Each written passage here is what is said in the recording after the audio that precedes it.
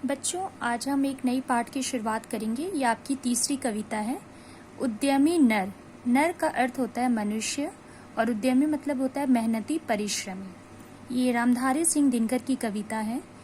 दिनकर जी ने इस कविता में मेहनती मनुष्य के विषय में बताया है कि मेहनती मनुष्य चाहे जो भी करने की इच्छा मन में ठान लेते हैं वह उसे पूरा कर लेते हैं, चाहे उसके लिए उन्हें कितना भी परिश्रम करना पड़े।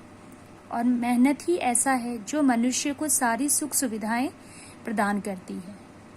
हम कमज़ोर से कमज़ोर बच्चे को देखते हैं कि वह बहुत अच्छे अंक प्राप्त करते हैं। बच्चों, इसके पीछे उस बच्चे की मेहनत होती है। मेहनत ही इंसान को सुखी बनाता है। आइए हम इस पाठ में देखें दिनकर जी क्या कहते हैं। इतना कुछ है भरा विभव का कोश प्रकृति के भीतर। कवि कहते हैं कि मनुष्य के लिए ईश्वर ने इस दुनिया में बहुत सारे वैभव दिए हैं जिसे अपनी मेहनत से मनुष्य प्राप्त करता है।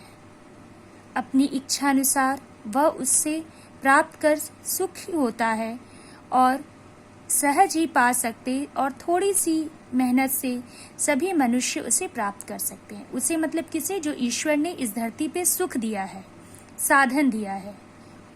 सब हो सकते तुष्ट, और मेहनत से उसे प्राप्त करके सभी व्यक्ति संतुष्ट हो सकते हैं और सभी ऊंच नीच गरीब सभी एक समान सुखी हो सकते हैं।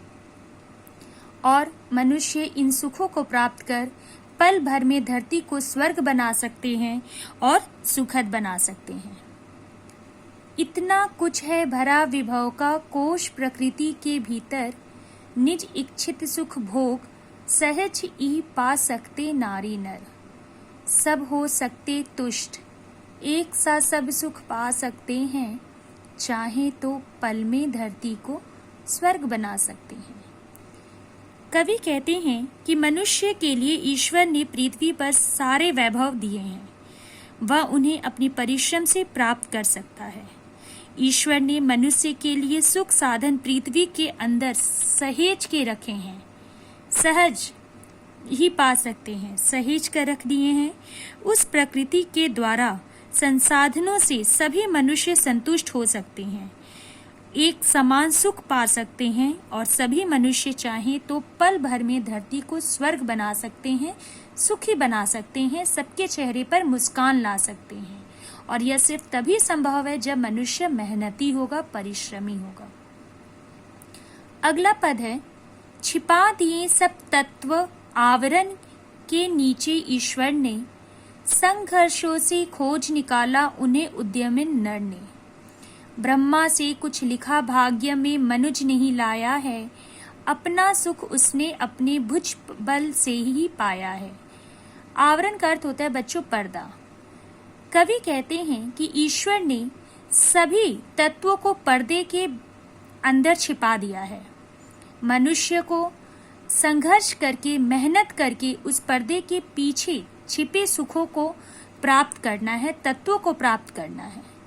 और ये जो हम कहते हैं कि हमारी किस्मत में जो होगा हमें वही मिलेगा, हमारे भाग्य में जो होगा हमें वही मिलेगा, क्योंकि हमारा जन्म और मरण ईश्वर के हाथ में है। बच्चों, ऐसा नहीं होता। मनुष्य जन्म तो लेता है पर अपनी किस्मत अपने मेहनत के बल पर लिखता है। इसलिए कवि कहते हैं, ब्रह्मा से कुछ लिखा भाग्य में मनुज नहीं लाया है। मनुष्य इस धरती पर जब आया है तो ब्रह्मा से अपने भाग्य का निर्माण करके नहीं आया है, बल्कि अपनी मेहनत पर वह अपने भाग्य का निर्माता बनता है। अपना सुख उसने अपने भुज बल से ही पाया है और वह अपने दोनों हाथों से मेहनत करके ही उसे सुख प्राप्त होता है। उसे ईश्वर ने बहुत किस्मत वाला या गुड लक बनाकर नहीं भेजा है। सभी मनुष्य मेहनती होते हैं, जो जितना मेहनत करता है उसे उतना ही सुख प्राप्त होता है। ऐसा हम जो सोचते हैं कि वह हमसे अच्छा है, उसकी किस्मत अच्छी है, उसकी किस्मत अच्छी नहीं है, वो जरूर हमसे ज्यादा मेहनती है। फिर से देखिए, छिपा दिए सब तत्व आवरण के नीचे ईश्वर ने, संघर्षों से खोज निकाला उन्हें उद्यमन नर ने।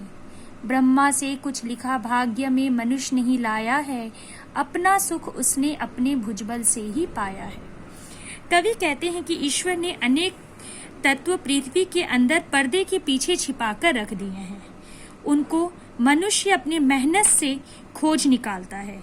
मनुष्य ऊपर ब्रह्मा से कुछ लिखवा कर नहीं लाता, अर्थात भाग्य का निर्माता वह स्वयं होता है।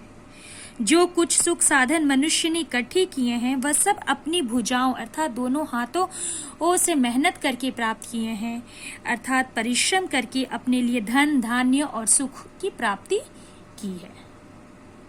ठीक है बच्चों, अगला पद हम अगले वीडियो में देखते हैं।